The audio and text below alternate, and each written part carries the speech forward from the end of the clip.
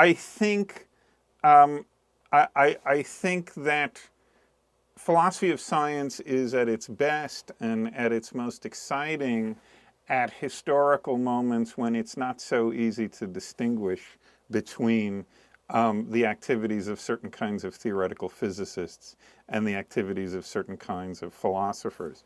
Um, Philosophy of science, I think, or at least, well, let me back up a bit. There's philosophy of science can be divided roughly into two different kinds of activities. One is one is an activity of raising and investigating general philosophical questions about what science is, about whether the claims of science to have some kind of privileged epistemic access to the world can be justified, attempts to systematize how science reasons, attempts to raise questions about whether we should trust the conclusions of science, so on and so forth. These are very broad, very traditionally philosophical kinds of issues. There's another branch of philosophy of science that takes up questions that arise within particular scientific theories. The theory of evolution, the theory of relativity, quantum mechanics, so on and so forth, and actually gets its hands dirty in the details of the structure of these scientific theories in order to try to help with problems that are often essentially scientific problems, but whose solution calls for an unusual degree of sensitivity to philosophical questions.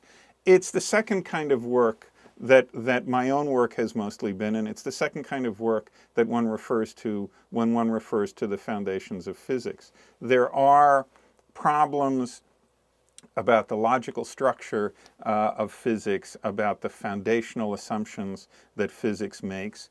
Whether these problems properly belong to physics or they properly belong to philosophy, when the field is healthy, isn't much of an issue.